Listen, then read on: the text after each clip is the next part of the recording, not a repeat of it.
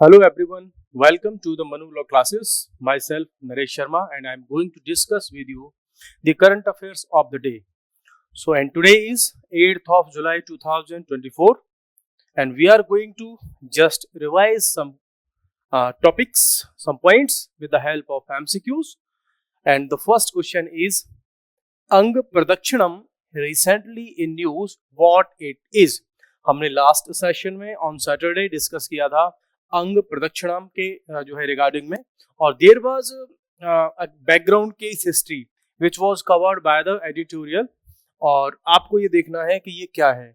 सो अंग प्रदक्षिणम एक religious practice है जो साउथ इंडिया के टेम्पल्स में कंडक्ट होती है. So this is the correct option of this question. So Anga Pradakshinam मैंने आपको उसमें डिस्कस किया था that people usually rolls over the leaves of banana when they have been already used by the people to consume the prasadam in the temples. So prasadam जो लेने के बाद temples में लोग उन leaves पर, banana की leaves पर roll over करते हैं. So that is the religious practice. Another question, which article of the Indian Constitution has provisions for religious freedom? सो इनमें से कौन सा आर्टिकल रिलीजियस फ्रीडम से रिलेटेड है? सो of course it's article 25 of the fundamental rights which have been covered under part 3 of the Indian Constitution. Question number 3, in the case of conflict between religion and constitution what should prevail?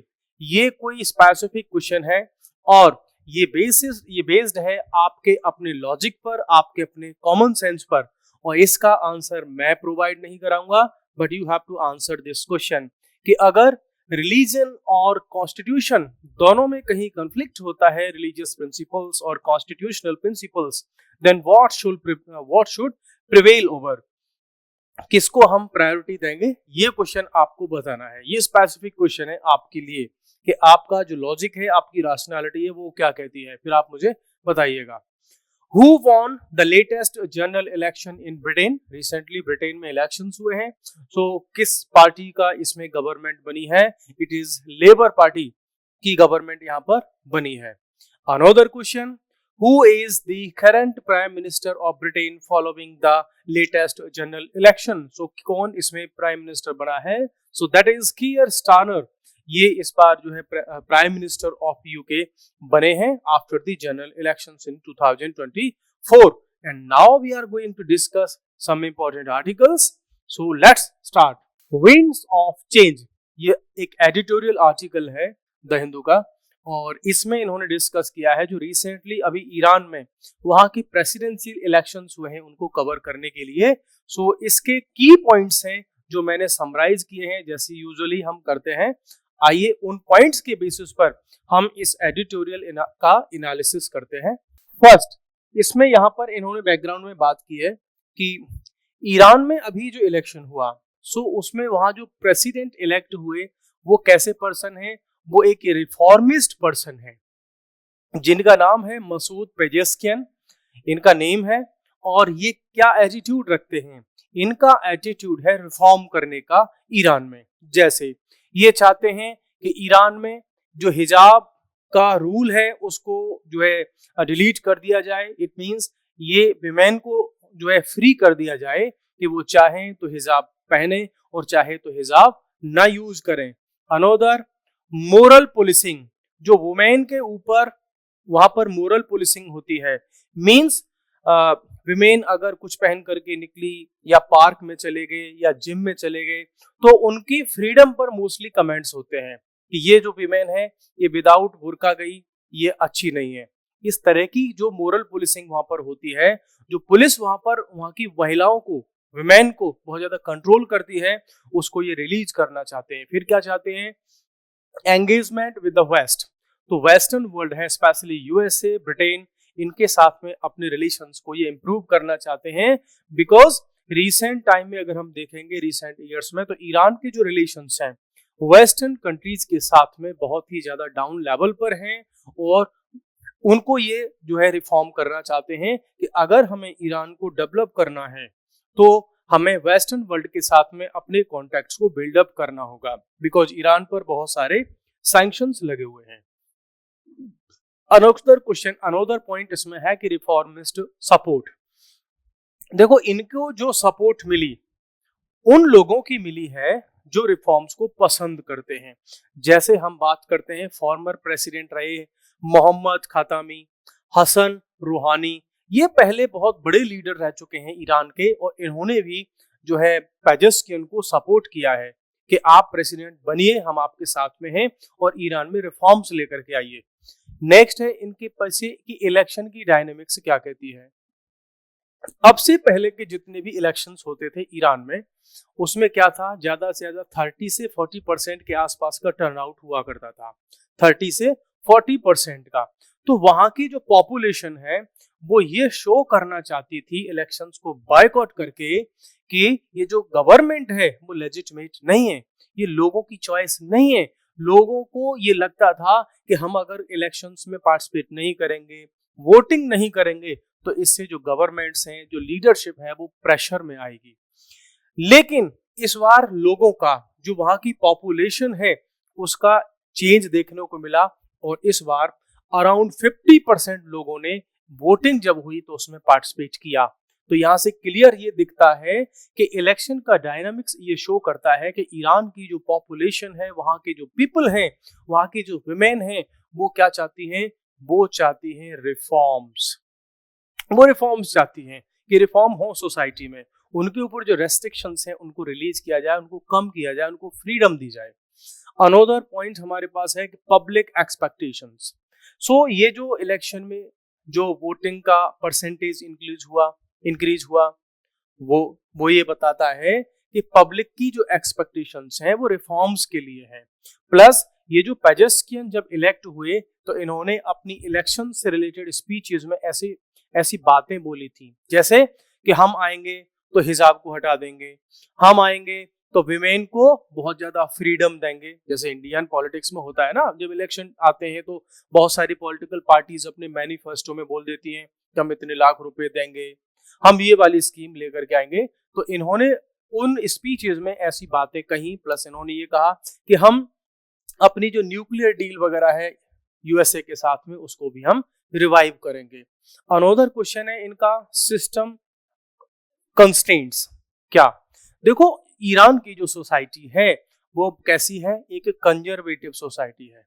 Means वहां का जो society पर जो कब्जा है, जो dominance है, जो मेंटल कंट्रोल है, साइकोलॉजिकल कंट्रोल है, वो किसका है, वहां के जो कंजर्वेटिव पावर वाले हैं, जो दैट इज थियोक्रेसी, वहां के जो रिलीजियस लीडर्स हैं, वो वहां की सारी पॉपुलेशन में से मेजर पार्ट को कंट्रोल करते हैं साइकोलॉजिकली। मींस वहां पर जो सोसाइटी है वो ईरानियन प्रेसिडेंट के अगेंस्ट में कुछ पॉइंट्स हमको देखने को उनको मिल सकते हैं, क्योंकि सोसाइटी को मोस्टली कंट्रोल किया जाता है वहां के रिलीजियस लीडर्स के द्वारा।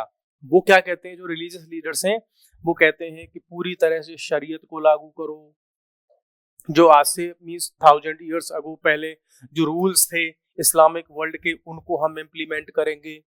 जैसे अगर किसी ने चोरी की, उसके हाथ काट दिए जाएं। अगर किसी ने जो है रेप जैसा या और कोई अपराध किया तो उसको बीच चौराहे पर पत्थरों से उसको मारा जाए। इस तरह के रूल्स की ये क्या करते हैं, प्रमोट करते हैं जो थियोक्रेटिक लोग हैं ईरान के। लेकिन ईरान की इस बार जो सोसाइटी है, उन्होंने क्या कहा है कि हम चेंज के लिए मैंडेट दे रहे हैं।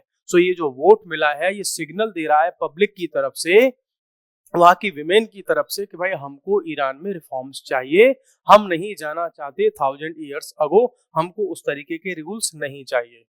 फिर इसमें है कि फ्यूचर प्रोस्पेक्ट्स। फ्यूचर प्रोस्पेक्ट्स में इनकी बड़ी बेसिक सी बात है, वो कह रहे हैं कि हम ग्रेजुअल रिफॉर्म्स करेंगे, इंटरनेशनल एंगेजमेंट को भी हम इंक्रीज करेंगे। सो अभी ईरान का जो सिचुएशन है वो रिफॉर्म्स की तरफ हमें जाता हुआ दिख रहा है। So this was the article regarding the society, their election in Iran. Now we are going to have another article. The article is very small, that is FSAI. इसने अभी एक अपना एक ड्राफ्ट प्रिपेयर किया है, उस पर काम हो रहा है। अब होगा क्या कि जितने भी जो फूड प्रोडक्ट्स होंगे, अब आपने देखा होगा कि जो फूड प्रोडक्ट्स मार्केट में सेल होते हैं पैकेज्ड करके, तो उन पर मोस्टली क्या किया जाता है, उन पर किया जाता है जो न्यूट्रिशन वैल्यू है कि उसमें कितना शुगर है, कितना कार्बोहाइड्रेट है, उन सबको बहुत ही छोटे छोटे से अल्फाबेट्स में, अक्षरों में, वर्ड्स में उनको लिख दिया जाता है कि लोग पढ़ ही नहीं पाए, उसको ध्यान ही नहीं जाए उस पर। तो फसाई एक अब नया रूल लेकर के आ रही है कि आपको भाई उसको बड़े बड़े लेटर्स में दिखना पड़ेगा, बोल्ड लेटर्स में, आपको बोल्ड वर्ड्स में आपको लिखना पड़ेगा कि आपके उस पैकेट में क्या न्यूट्रिशन वैल्यू है, क्या आपने कंटेंट मिलाया है। तो इस पर आने वाले टाइम में रूल आ जाएगा। नेक्स्ट है NATO nations feel the urge to spend as a Trump triggers a Cold War reflex। USA में चांसेस बन रहे हैं कि ट्रंप जो है प्रेसिडेंट बनकर के आएंगे, नवंबर तक उनके इलेक्शन फाइनल हो जाएंगे।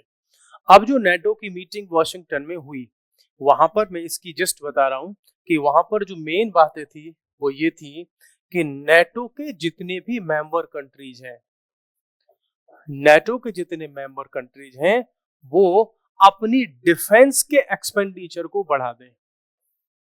मींस वो डिफेंस पर बहुत ज्यादा एक्सपेंडिचर करें और उनको कम से कम 2% तो स्पेंड करना ही होगा। कुछ कंट्रीज तो ये तक कह रहे हैं बिकॉज जो रसिया है, अब उसका जो हम देख रहे हैं राइज, यूक्रेन पर उसने अटैक किया और कोई भी कंट्री उसको रोक नहीं पाया।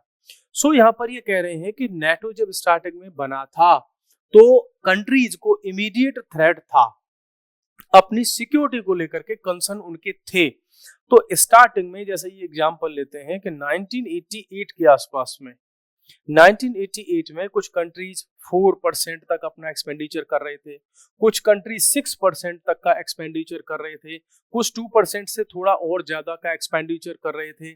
सो ये जब कंट्रीज इतना सारा अपना कर रहे थे, लेकिन धीरे धीरे जब कोल्ड वार का टाइम पास हुआ तो उसके बाद हमें पता चलता है कि इन कंट्रीज ने अपने डिफेंस के बजट्स कम कर दिए और अब इस नेटो का ये फिर से रिवाइवल कर रहे हैं। और ये देखने को मिल रहा है दैट ये जो नेटो है फिर से कहीं ऐसा ना हो हमको कोल्ड वार के ड्यूरेशन में लेकर के चला जाए, जो सेकंड कोल्ड वार है वो कहीं स्टार्ट ना हो जाए। बिकॉज रशिया भी मानने को तैयार नहीं है, रशिया भी अपने ग्रुप्स क्रिएट कर रहा है, वो चाइना के साथ अपने रिलेशंस को ठीक कर रहा है, नॉर्थ कोरिया के साथ में उसने जो है सिक्योरिटी पैक्ट साइन किया है, उसने ईरान के साथ में भी अपने रिलेशंस को ठीक किया है, वो इंडिया के साथ में उसके ऑलरेडी जो रिलेशंस है वो बहुत ठीक है। सो उससे देखने को मिल रहा है कहीं फिर से कोल्ड वार ना हो। अनोदर हमारे पास में है बिकॉज ये है बजट की रिगार्डिंग में कि आने वाले टाइम में बजट आने वाला है और ये फुल फ्लेज्ड बजट होगा। और जो थर्ड टर्म स्टार्ट हो रही है इस गवर्नमेंट की, प्राइम मिनिस्टर मोदी की, तो उसमें थर्ड टर्म उनकी स्टार्ट होते ही इनका जुलाई में बजट सेशन होगा, जुलाई में, और बजट को इंट्रोड्यूस किया जाएगा। बजट की अगर आप बात करेंगे तो इससे पहले जब 2024 में गवर्नमेंट ऑलरेडी थी तो इन्होंने इंटरिम बजट अपना इंट्रोड्यूस किया था। इंटरिम बजट मींस वो फुल बजट नहीं था बिकॉज फरवरी के बाद कुछ ही मंथ बचे थे नए इलेक्शंस होने के लिए, तो इसलिए वो जो इंटरिम बजट होता है वो पूरे एक ईयर का नहीं होता, वो जो रिमेनिंग मंथ्स होते हैं इलेक्शन से पहले के उतने टाइम तक का होता है। अब ये जो बजट आएगा ये फुल बजट होगा और ये होगा आपका 2024 से 2025 तक का, ये इतना इसमें बजट होने वाला है। बजट के रिगार्डिंग में आपको कुछ पॉइंट्स पता होने चाहिए कि बजट इंडियन कॉन्स्टिट्यूशन के किस आर्टिकल में है, क्या कॉन्स्टिट्यूशन में बजट वर्ड को कहीं पर यूज किया गया है। मैं आपसे 2 क्वेश्चन पूछ रहा हूं। नंबर 1 कि बजट है उसको कॉन्स्टिट्यूशन में किस नाम से यूज किया गया है, किस आर्टिकल में वहां पर बजट को जो है उसके प्रोविजंस हैं, और क्या कहीं पर is anywhere in the constitution budget word को यूज किया गया है, ये आप मेरे को कमेंट्स में बताइए। नेक्स्ट अब हम चलते हैं अनदर पॉइंट पर। ये छोटा सा पॉइंट है लेकिन है तो काफी इंपॉर्टेंट। जोरावर, क्या है ये जोरावर? इंडियन आर्मी के लिए एक टैंक बनाया है और ये टैंक कैसा है, एक तो इंडिजीनियस है मींस फुली इंडिया में बनाया गया। अनोदर क्या है, ये लाइट टैंक है, इसका जो वेट है वो बहुत कम है। एक्चुअली होता क्या था कि हमारे पास जो जैसे T90 जैसे टैंक थे, अर्जुन जैसे टैंक थे, है ना, उनमें इश्यू क्या था, उनमें इश्यू था कि जब उनको माउंटेन वाले टेरेन में ले जाते थे, हाइट पर ले जाते थे, तो वो सक्सेसफुल नहीं थे ड्यू टू हैवी वेट। ये जो लाइट वेट टैंक होंगे हमारे पास में, दैट इज जोरावर। जोरावर एक आर्मी के एक ऑफिसर हुआ करते थे बहुत पहले, उन्हीं के नाम पर इसका नाम रखा गया है, ठीक है, और उन्होंने जम्मू कश्मीर और उसी रीजन में अपनी सर्विसेज दी थी। सो ये जो टैंक होंगे ये बहुत ज्यादा लाइट होंगे और उस माउंटेन वाले रीजन में, उस बहुत ज्यादा कोल्ड रीजन में भी ये सरवाइव करेंगे और अपनी सर्विसेज को प्रोवाइड करवा पाएंगे। सो ये है आपका जोरावर टैंक।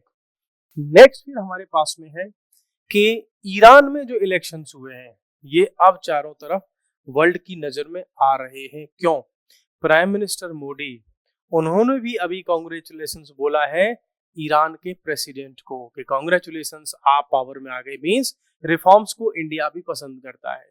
चाइना, वो भी अपने रिलेशंस को ठीक कर रहा है, उनको क्या बोल रहा है, कांग्रेचुलेशंस।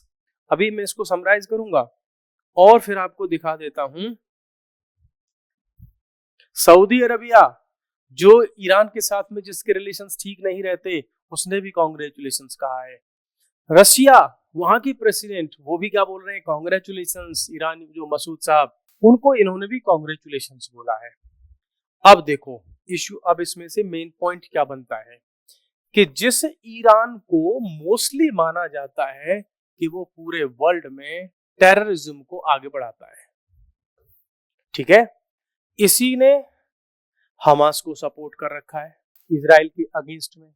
सो जब इन चीजों को हम देखते हैं तो एक तरफ तो यूएसए ने बैन कर रखा है ईरान के साथ में रिलेशंस को, न्यूक्लियर डील को, सब पर जो उन्होंने कंट्रोल कर रखा है। वहीं दूसरी तरफ हम देख रहे हैं कि जो कंट्री कभी ईरान को पसंद नहीं करते थे, जैसे कि आपका सऊदी अरबिया, चाइना, ठीक है, इंडिया के तो रिलेशन पहले से ठीक है, बिकॉज इंडिया पर भी सैंक्शन की धमकी दी थी यूएसए ने।